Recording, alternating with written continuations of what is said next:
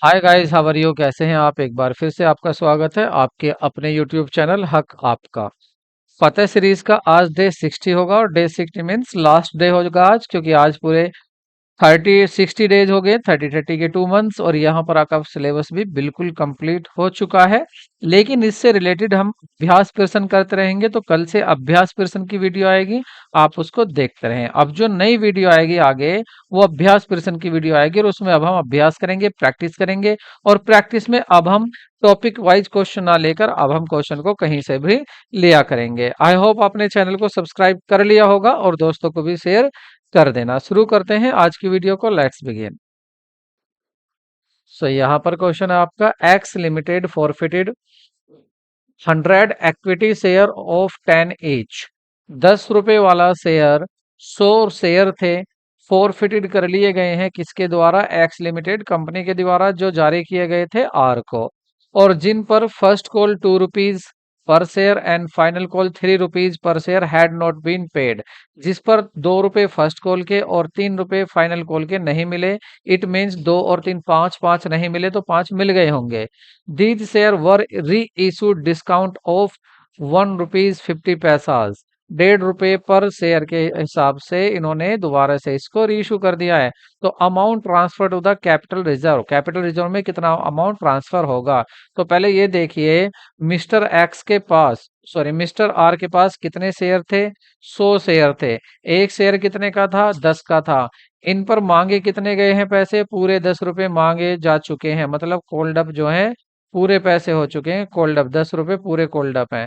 लेकिन mister are ने कितने दिए हैं? मिस्टर आर ने केवल 5 रुपए दिए हैं, बस 5 नहीं दिए। कितने शेयर पर? 100 पर। तो टोटल कितना पैसा उससे आ गया?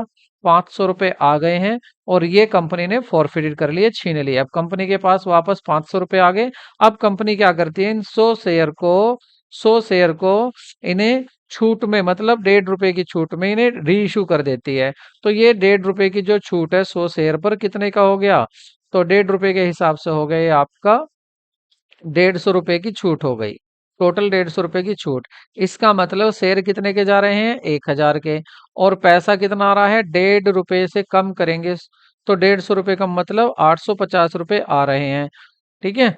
तो दोबारा री इशू करने की एंट्री क्या करोगे आप? री इशू करने की एंट्री आप करते हो कि बैंक अकाउंट डेबिट और to share capital account, to share capital account. अब शेयर कितने के हैं? शेयर है 10 रुपए का एक, फुल्ली पेड अप है, और कितने शेयर है? 100। तो कितने के शेयर जा रहे हैं? 1000 रुपए के जा रहे हैं।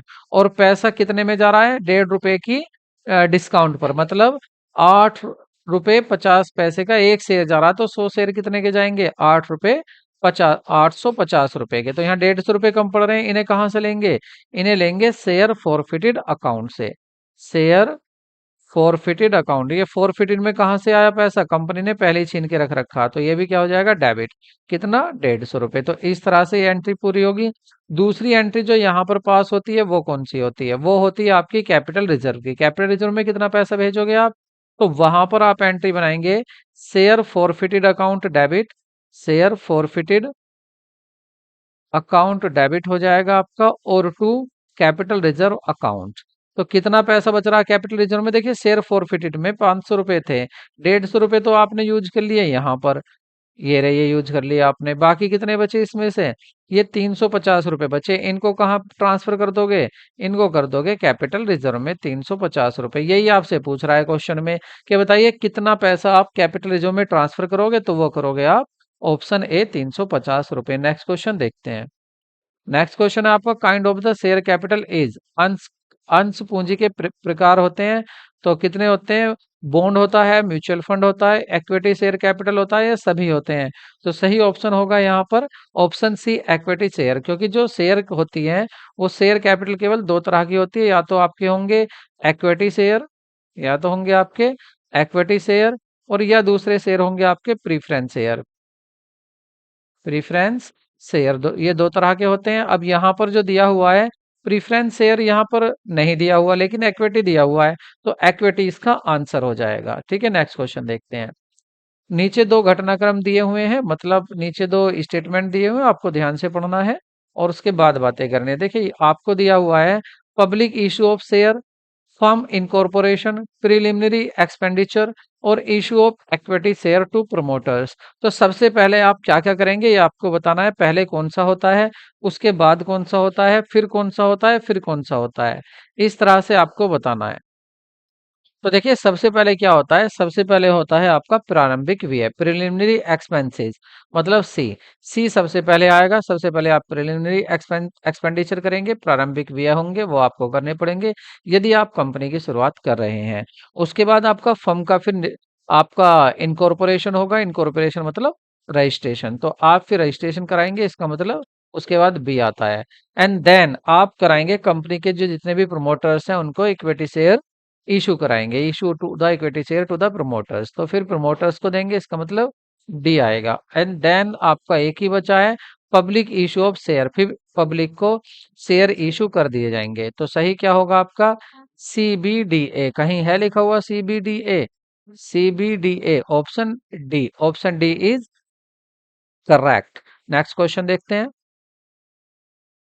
नेक्स्ट होगा आपका a company issue 10% redeemable preference share, 10% redeemable preference share, face value पर शेयर इज 100, एक शेयर की वैल्यू कितनी है, फेस वैल्यू 100 का, बट दीज शेयर प्राइस 95, लेकिन इनको इशू कितने में किया जाता है, 95 में इशू किया जाता है। Vote is the cost of the preference share, तो प्रीफरेंस शेयर की कॉस्ट क्या होगी। तो यहाँ पर बताना है आपको इसका अधिमानी अंश की लागत।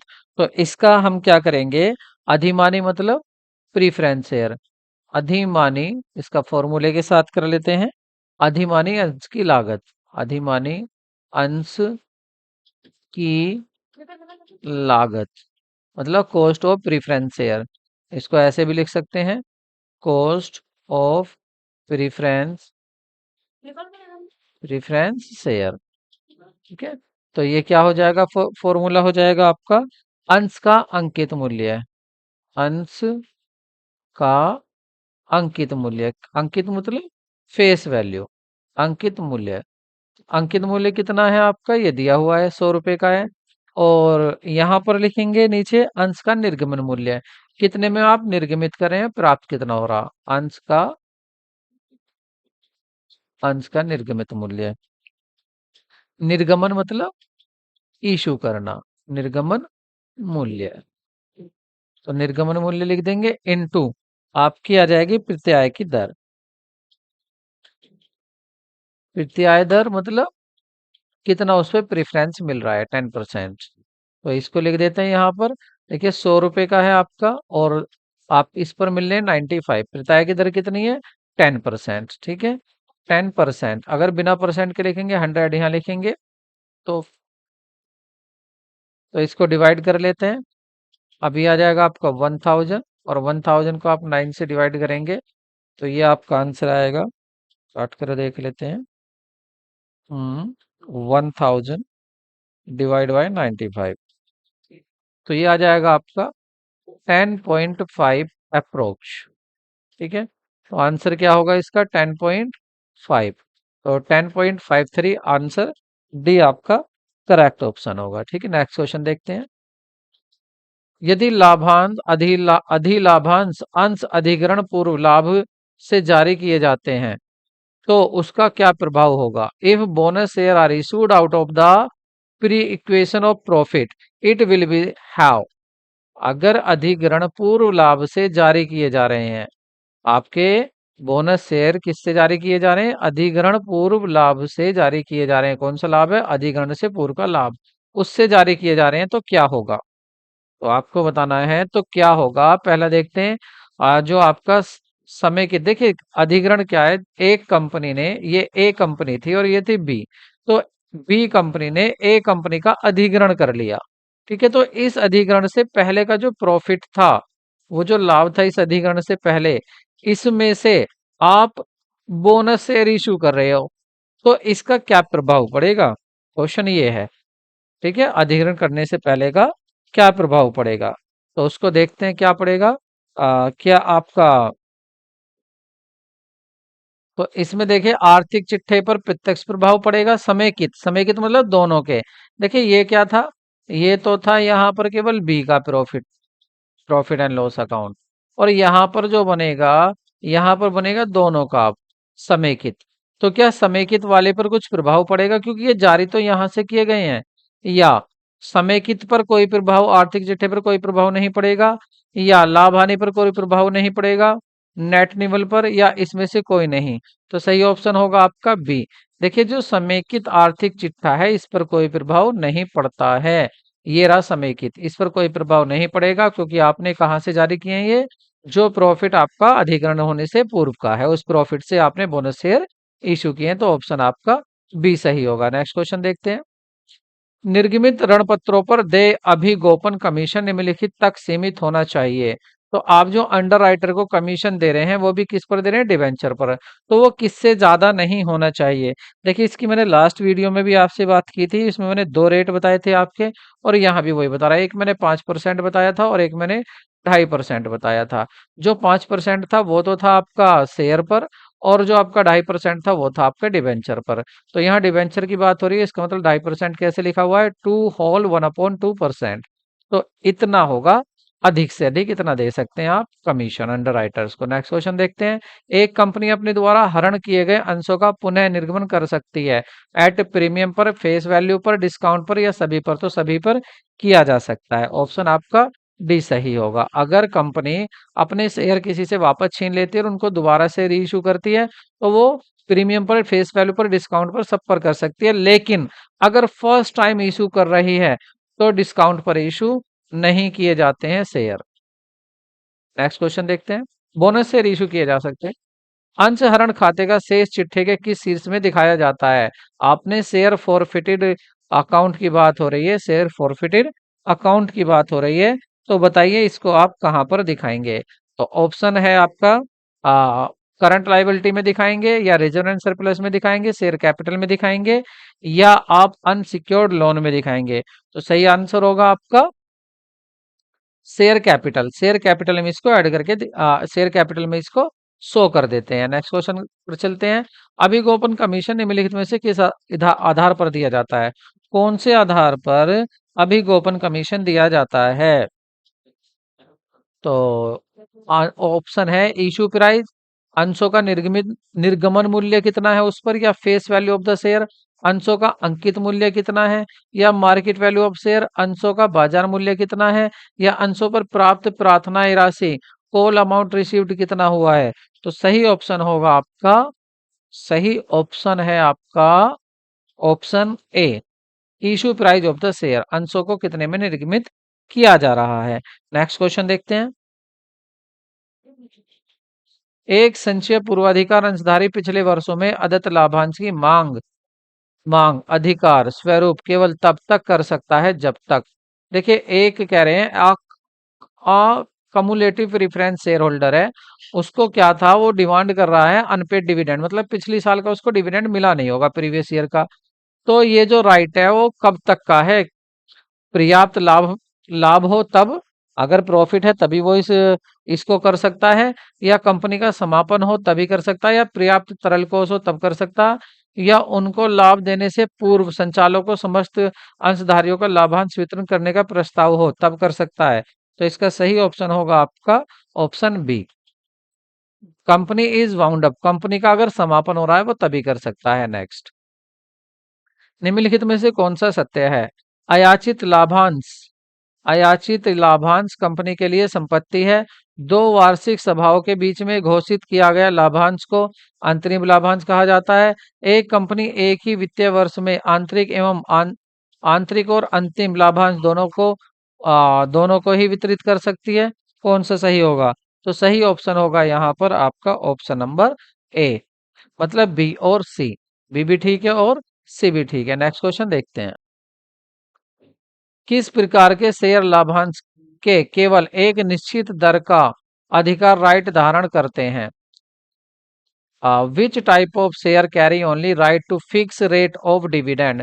फिक्स रेट ऑफ डिविडेंड कौन से शेयर को मिलता है, कम्युलेटिव को, कम्युलेटिव शेयर को, और कम्युलेटिव को, कम्युलेटिव असंचय, नॉन कम्युलेटिव, दूसरा है नॉन कम्युलेटिव। पार्टिसिपेटिंग शेयर को या नॉन पार्टिसिपेटिंग शेयर को? तो सही ऑप्शन होगा आपका ऑप्शन सी, पार्टिसिपेटिंग शेयर को। ठीक है, पार्टिसिपेटिंग शेयर को, ये एक फिक्स रेट पर फिक्स होते हैं। सॉरी, इसका आंसर सही होगा आपका नॉन पार्टिसिपेटिंग। बचे कुचे में नहीं ले सकते, इनके लिए एक फिक्स होता है। नेक्स्ट क्वेश्चन देखते हैं। एक कंपनी शेयर लाभांश देना चाहती है, इस उद्देश्य के लिए उसे निम्नलिखित में से किसका उपयोग करना चाहिए? कहाँ से देना चाहिए लाभांश? प्रीमियम ऑफ शेयर, जो शेयर पर प्रीमियम मिला वह है, profit of the issue of the forfeited share वहां से, या जनरल रिजर्व से, इनमें से कोई नहीं। तो सही आंसर आपका कौन सा होगा? सही आंसर होगा आपका जनरल रिजर्व। Next question. वे अधिमान शेयर जिन पर 2 वर्षों तक लाभांश का भुगतान नहीं होने के कारण, जिन पर 2 वर्षों तक, जिन पर 2 वर्षों तक लाभांश का भुगतान नहीं होने के कारण शेयर धारक का मत देने का अधिकार का दावा कर सकता है, तो वो कौन से हैं?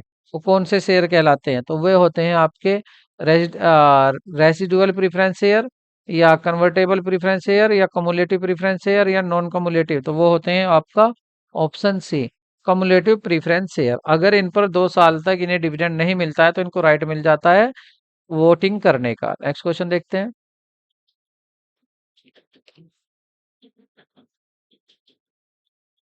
नेक्स्ट क्वेश्चन आपका, 10 रुपए प्रति अंश शोध्य पूर्वाधिकार अंशों में से कौन सा शोधन हेतु उपयुक्त होगा?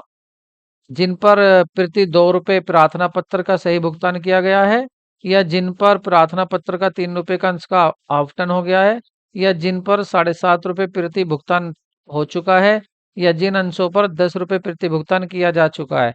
देखिए ऑप्शन होगा सही डी। आप केवल इनको शोध्य कर सकते हैं। शोध्यपुर में से कौन सा शोधन हेतु? शोधन मतलब रिडेम्बल, वापस जो पैसा कर सकते हो आप उनका कर सकते हो जिसने पूरे 10 रुपए का 10 रुपए पूरे पेड किए हैं। 10 रुपए का शेयर था और 10 रुपए पूरे पेड कर दिए, उसी के आप वापस कर दें, अन्यथा नहीं किसी के कर सकते। Next question. जब कोई पूंजीगत करना हो तो मौजूद अंश धारक को निर्गमित किए जाने वाले अंश को कहते हैं। When a company is to be capitalize, the share issue of the exacting share holder are called right issue share, bonus share, preference share, या ऑल ऑफ द अबव। तो सही ऑप्शन होगा आपका बी, बोनस शेयर। आपको पूंजीकरण करना है, आपको क्या है, बोनस शेयर इशू करने हैं, और बोनस शेयर इशू करने हैं उससे क्या होगा, पैसा नहीं मिलेगा, लेकिन उससे आपकी कैपिटल ज्यादा दिखाई देगी, पैसा नहीं आएगा। नेक्स्ट क्वेश्चन देखते हैं। क्योंकि वो बोनस शेयर किसको इशू किए जाते हैं? वर्तमान कर्मचारियों को। यदि पूर्वाधिकारी अंशों का शोधन प्रीमियम पर करना है तो प्रीमियम की राशि का भुगतान हो सकता है। तो प्रीमियम की राशि का भुगतान अंश प्रीमियम लाभानी खाते से हो सकता है, क्योंकि उसका क्या करना है, शोधन करना है। बात ये भी याद रखना, बात यहाँ शोधन की हो रही है। ठीक है, तो आप प्रीमियम या लाभानी खाते से कर सकते हैं, या अंश पूंजी खाते से, लाभानी खाते से, या पूंजी शोधन खाते से। तो सही ऑप्शन होगा ए। अगर शोधन करना है और उस पर आपको देना है प्रीमियम, तो आप कहाँ से कर सकते हैं, अंश प्रीमियम खाते या लाभानी खाते से उसको पेड कर सकते हैं। नेक्स्ट क्वेश्चन देखते हैं। कंपनी के पूर्वाधिकार अंश का शोधन नहीं किया जा सकता, कहाँ से? आ, के पूर्वाधिकार अंश का शोधन पार पर, प्रीमियम पर, डिस्काउंट पर, या फेस वैल्यू पर, किस पर नहीं किया जा सकता? तो सही आंसर होगा आपका सी, मतलब डिस्काउंट पर आप शोधन नहीं कर सकते, क्योंकि 100 रुपए का आपको किसी ने डिबेंचर या सॉरी शेयर आपसे खरीदा था, आपको 100 रुपए दिए, आज आप यूज करने के बाद 5 साल बाद उसको कम दोगे, ये बात गलत है, वो कम नहीं लेगा। डिस्काउंट पर इशू आप, डिस्काउंट पर आप इशू नहीं वापस करना, रिडीम नहीं कर सकते। यहाँ इशू की बात नहीं, रिडीम की हो रही है, वापस करना। Next question. एक कंपनी निर्गमित नहीं कर सकती शोधनीय समतांश या शोधनीय अधिमान अंश, या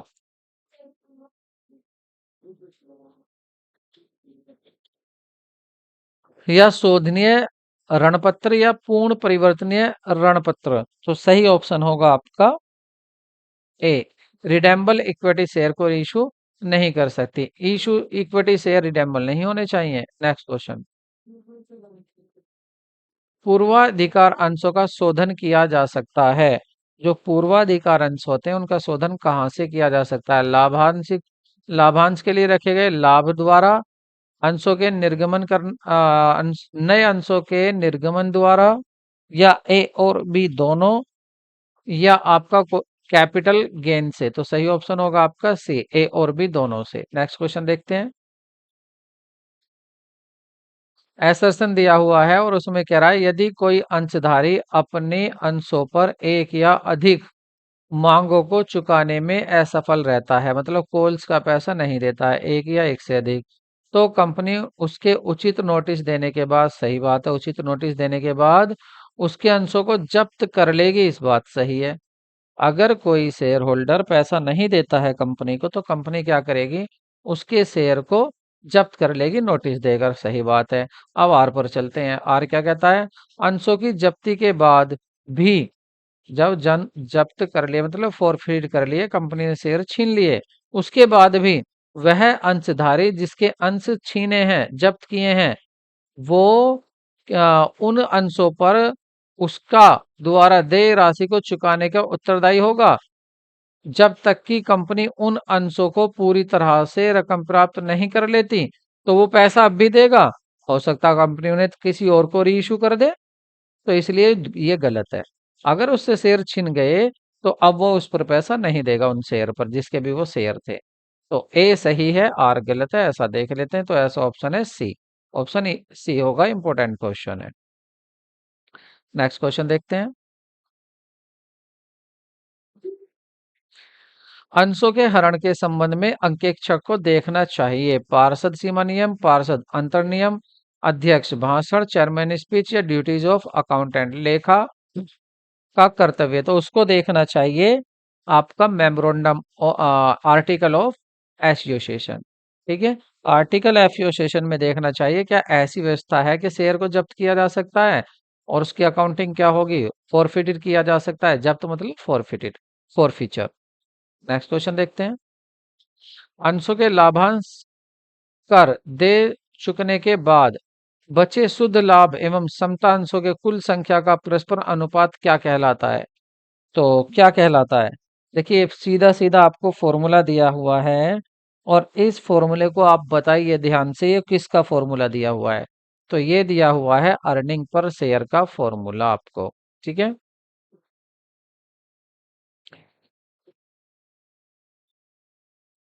नेक्स्ट क्वेश्चन देखते हैं। एक कंपनी ने अंशों को उस वर्ग के बट्टे पर निर्गमित कर सकती है जिसका पूर्व निर्गमन हो चुका है, यदि एक कंपनी अंशों को उस वर्ग के बट्टे पर, बट्टे मतलब डिस्काउंट पर भी कंपनी इशू कर सकती है, हाँ, जिसका निर्गमन हो चुका है, कंपनी की साधारण सभा में पारित प्रस्ताव द्वारा अधिकृत कर दिया गया हो, कंपनी विधि बोर्ड द्वारा अनुमोदित हो, या व्यापार प्रारंभ करने का प्रमाण पत्र प्राप्त करने की तिथि से कम 1 वर्ष का समय बीत चुका हो, या अंशों के निर्गमन पर स्वीकृति बट्टे का विवरण निर्गमित प्रोस्पेक्टर द्वारा स्पष्ट किया गया हो, या सॉरी उपयुक्त सभी शर्तों को पूरी किया गया हो। तो सही आंसर होगा आपका डी, ये सारी शर्तें पूरी हो चुकी हो तब। नेक्स्ट देखते हैं। तो यहाँ पर आपको इनको मैच करना है, कह रहा है किसका मेल सही नहीं है। अच्छा, आपसे पूछा है सही मेल किसका नहीं है, तो आप चेक करिए सबका मेल किसका नहीं है। तो देखिए, सिक्योर्ड डिबेंचर, सुरक्षित ऋण पत्र, बंधक पत्र पत्र होते हैं, ठीक है। अधिकार अंश, नए अधिकारी अंशों को निर्गमित किए जाते हैं। राइट शेयर या परिवर्तनशील ऋण पत्र होते हैं, ठीक है। कन्वर्टेबल कौन से होते हैं, डिवेंचर ही होते हैं। पार्टिसिपेटिंग प्रीफरेंस शेयर होते हैं, बात सही है, लेकिन ये जो ना, ये नए अंशधारियों को नहीं दिए जाते। राइट शेयर जो आपके पहले से ही अंशधारी हैं, जो शेयर होल्डर पहले से ही हैं, आप उनको पूछते हैं, मतलब कंपनी उनको पूछती है मैं शेयर इशू कर रही हूँ, क्या आपको शेयर चाहिए। यदि वो मना कर देते हैं, तब किसी दूसरे को दिया जाता है। तो इसका मतलब यही ऑप्शन, ये गलत लगाया हुआ है इसने, इसलिए ऑप्शन बी सही होगा। गलत ही हमसे पूछा था, गलत जोड़ा कौन सा है। ठीक है। नेक्स्ट क्वेश्चन देखते हैं। निम्नलिखित में से कौन सा मद कंपनी द्वारा शेयर की वापसी का क्रय स्रोत नहीं होगा। करें, निम्नलिखित में से कौन सा मद कंपनी द्वारा शेयर की वापसी क्रय का स्रोत नहीं होगा। कहां से क्रय नहीं कर सकते वापसी, कंपनी का मुक्त संचय, कंपनी फ्री रिजर्व में से नहीं किया जा सकता, या कंपनी की प्रतिभूतियों पर प्रीमियम खाते से नहीं हो सकता, या किन्हीं शेयर अथवा धारा 77 के अनुसार अन्य निर्देशित प्रतिभूतियों के विक्रय से राशि से नहीं हो सकता। कहाँ से नहीं हो सकता? या वित्तीय संस्थाओं से लिया गया ऋण, कंपनी द्वारा वित्तीय संस्थाओं से ऋण लिया गया है और कंपनी द्वारा वित्तीय संस्थाओं से लिया गया ऋण इससे नहीं हो सकता, तो ऑप्शन डी करेक्ट होगा। यहां से आप उनका क्या नहीं कर सकते? वापसी नहीं कर सकते। नेक्स्ट क्वेश्चन देखते हैं। स्वामियों के स्वामित्व में कमी होती है, जो ओनर इक्विटी होती है वो डिक्रीज कब होगी? बोनस अंशों के निर्गमन से, या ऋण पत्रों के विमोचन से, पूर्वाधिकार अंशों के विमोचन से, विमोचन मतलब रिडेप्शन वापस करना, या भवनों के खरीदने से। तो सही ऑप्शन होगा आपका सही ऑप्शन होगा आपका सी, रिडेप्शन ऑफ प्रीफरेंस शेयर। पूर्वाधिकार अंशों का अगर आप रिडेप्शन कर देंगे तो ओनर में इक्विटी के वो डिक्रीज हो जाएगा। नेक्स्ट क्वेश्चन देखते हैं। एक अंश आवटी द्वारा अपने नामांकित व्यक्तियों के पक्ष में पूर्ण या आंशिक अधिकार त्यागने के कार्य को क्या कहते हैं?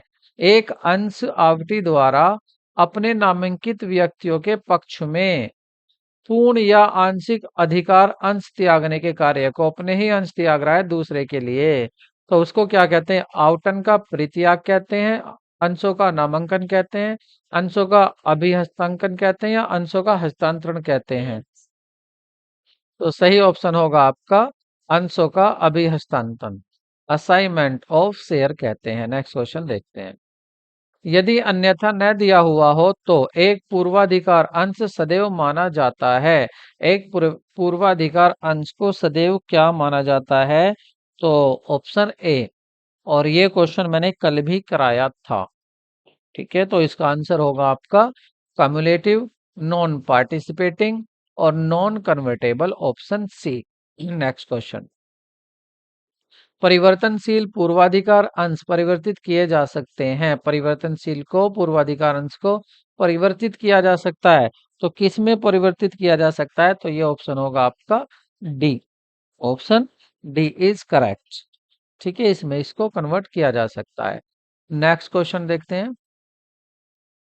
पूर्वाधिकार अंशों का शोधन किया जा सकता है, तो पूर्वाधिकार अंशों का शोधन किया जा सकता है लाभांश हेतु लाभांश से, proceed from fresh issue share से, या दोनों से। तो ऑप्शन आपका सी सही होगा। नेक्स्ट क्वेश्चन देखते हैं। निम्नलिखित में से कौन सा एक कथन असत्य है? आप इन सभी कथन को, ये एक रिपीटेड क्वेश्चन है, आप इन सभी कथन को ध्यान से पढ़िए और करेक्ट आंसर देने की कोशिश कीजिए। तो जो असत्य है वो है आपका सी, अंशों के निर्गमन पर बट्टे की राशि को चिट्ठे में पूंजी खाते में से कटौती के रूप में दर्शाया जाता है, ये गलत है। Next question. ऋणपत्रों के शोधन के पश्चात, ऋणपत्रों के शोधन के पश्चात संचय खाते का शेष कहां पर ट्रांसफर मतलब हस्तांतरित कर दिया जाता है?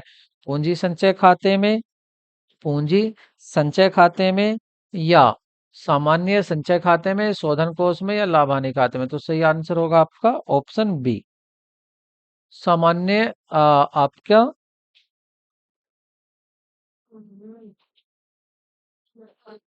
जर्नल रिजर्व में। नेक्स्ट क्वेश्चन देखते हैं। अपर्ण अंशों का मतलब जो जब्त किए गए शेयर है, फॉरफिटेड शेयर है, उनको पुनः निर्गमित करने पर दी गई छूट को डेबिटेड किया जाता है। तो कहाँ से डेबिट करोगे? जो आप छूट दे रहे हो, छूट किस पर दे रहे हो? जो आप दोबारा इशू कर रहे हो। तो शेयर कैपिटल से, प्रॉफिट एंड लॉस से, फॉरफिटेड शेयर से, discount on issue of share, इसको आप करते हैं फॉरफिटेड शेयर से। यहाँ से पैसा पूरा करते हो जितनी भी छूट होती है, जितना भी पैसा कम पड़ जाता है। नेक्स्ट क्वेश्चन देखते हैं। ऋण पत्रों का शोधन किया जा सकता है, तो इसके लिए ऑप्शन, ये क्वेश्चन फिर से पूछा गया है और इसका आंसर मैं चाहता हूं आप ही दे। जी बिल्कुल, ए बी सी सभी में से आप इसको कर सकते हैं, मतलब खुले बाजार की क्रिया करके भी, नई श्रेणी के ऋण पत्र जारी करके भी, या अंशों में परिवर्तित करके शोधन कर सकते हैं, ऑप्शन डी। नेक्स्ट क्वेश्चन देखते हैं। प्रतिभूतिकरण कंपनी द्वारा निर्गमित बंद पत्र ऋण पत्र पर निम्नलिखित में से कम ब्याज नहीं होना चाहिए। इन पर किससे कम ब्याज नहीं होना चाहिए? बॉन्ड या डिबेंचर इश्यूड बाय, तो किससे कम इस पर नहीं होना चाहिए? तो सही आंसर होगा आपका 1.5% ओवर द बैंक रेट। ठीक है, बैंक दर से 1.5% ऊपर से कम नहीं होना चाहिए। Next question. एक कंपनी ने 100 रुपए प्रत्येक मूल्य के 7.5% ऋण पत्र 1 लाख मूल्य के 5% भट्टे पर निर्गमित किए। इन ऋण पत्रों का शोधन 10 वर्ष बाद 5% के प्रीमियम पर एक मुश्त किया जाएगा, एक साथ ही किया जाएगा। तो ऋण पत्रों के निर्गमन पर होने वाली हानि को अपलिखित करने हेतु प्रत्येक वर्ष अपलिखित की जाने वाली राशि कितनी होगी? तो यहाँ पर आप कितनी छूट पर आ रहे हैं? 10 वर्षों का 5% प्रीमियम पर शेयर्स डिवेंचर आपका 100 रुपए का। ठीक है, और 1 लाख रुपए मूल्य के हैं, इसका मतलब 1,000। 1,000 आपके हैं और इस पर 5 रुपए प्रीमियम देना है, तो सीधा सीधा सॉरी 1,000 है 100 रुपए वाले। 5,000 का तो ये नुकसान हुआ जो आप प्रीमियम पर उनको एक मुश्त दिया जाना है। का शोधन जो ना 10 बार बाद 5% प्रीमियम पर होना है पहली बार। और इतने मूल्य के 7.5% ऋण पत्र 1 लाख के भट्टे पर निर्गमित किए जाते हैं, इनका 10 वर्षों बाद प्रीमियम। तो ये जो है ये नुकसान है। ठीक है, वापस करने पर आपको 5,000 रुपये फालतू देने पड़ेंगे। तो कितने देने पड़ेंगे? फालतू 5,000 रुपये। तो 5,000 रुपये आप फालतू दे देंगे। तो ऑप्शन आपका कौन सा सही होगा? ऑप्शन आपका सही होगा बी, 5,000 रुपये आपको फालतू देने पड़ेंगे एक साथ। ठीक है, और कह रहे हैं प्रत्येक वर्ष, कह रहे हैं प्रत्येक वर्ष, तो 5 साल में रुक जाइए। प्रत्येक वर्ष कहा कि प्रत्येक वर्ष कितना आप लिखित करोगे? तो ये जो लॉस है प्रत्येक वर्ष मतलब 5,000 का लॉस आपका, 5,000 का लॉस और कै सालों के लिए है? तो ये आज का 10 वर्ष पश्चात किया जाना है। तो पहला 10 वर्षों बाद एक साथ किया जाना है। तो 5,000 को 10 जगह आप डिवाइड करेंगे तो आपका आ जाएगा 500। तो 500 रुपये यहाँ पर होगा, ऑप्शन आपका सी करेक्ट होगा। तो ये नुकसान हर हर साल 500 रुपये किया जाएगा। नेक्स्ट क्वेश्चन देखते हैं। जब निजी ऋण पत्रों में विनियोग रद्द कर दिया जाता है तो उसका लाभ हानि खाते को क्रेडिट या डेबिट किया जाता है। ऋण शोधन कोष खाते से, सामान्य संचय खाते से, या आपका पूंजी संचय खाते से, या उपरोक्त में से सभी। तो सही ऑप्शन होगा आपका सिंकिंग फंड अकाउंट से। नेक्स्ट क्वेश्चन देखते हैं। जब तक अपलिखित न किया जाए ऋण पत्रों के निर्गमन पर हुई हानि को दर्शाया जाता है। तो कहां पर दर्शाया जाता है? वेरी इंपॉर्टेंट क्वेश्चन है। इसको दर्शाया जाता है on the asset side of the balance sheet. Balance sheet की एसेट साइड में इसको दिखाया जाता है। ये लॉस मान करके, ये लॉस है जैसे आप एडवर्टीजमेंट को दिखाते हैं, और वो होता है आपका फिक्टिशियस एसेट। तो ये भी क्या बन जाता है? फिक्टिशियस एसेट बन जाता है। नेक्स्ट क्वेश्चन देखते हैं। कंपनी ने 1,000 रुपए का ऋण 980 रुपए में खरीदा तो 20 रुपए का अंतर माना जाएगा। तो 20 रुपए के अंतर को आप क्या मानेंगे? शोधन पर लाभ, शोधन पर हानि, या गुडविल, या इनमें से कोई नहीं? तो सही ऑप्शन होगा इनमें से कोई नहीं। ठीक है, ना ही ये लाभ है, ना ही ये शोधन है। ठीक है, 1,000 रुपए वाले ऋण पत्र, आपने 1,000 रुपए वाले ऋण पत्र 980 में खरीदे, तो ये क्या होगा? आपका कैपिटल प्रॉफिट है। ये क्या है? आपका कैपिटल प्रॉफिट। नेक्स्ट क्वेश्चन देखते हैं। यह एक डिबेंचर जिसके लिए कंपनी कोई रिकॉर्ड नहीं रखती है, जिसके बगैर किसी औपचारिक सूचनाओं के हस्तांतरित किया जा सकता है, यह है एक ऐसा डिबेंचर, ना तो उसका रिकॉर्ड है, उसको आप आसानी से ट्रांसफर कर सकते हैं, कोई उसमें औपचारिकताएं फॉर्मेलिटीज नहीं करनी, तो उसको क्या बोलेंगे? साधारण डिबेंचर, परिवर्तनीय डिबेंचर, बैरियर डिबेंचर, या प्रतिनिधित्व डिबेंचर। तो सही आंसर होगा आपका सी, बैरियर डिबेंचर। नेक्स्ट क्वेश्चन देखते हैं। नेक्स्ट और आज का लास्ट, काफी क्वेश्चन हो चुके हैं और बहुत कम समय में। निम्नलिखित में से कौन सा डिबेंचर का लक्षण नहीं है? डिबेंचर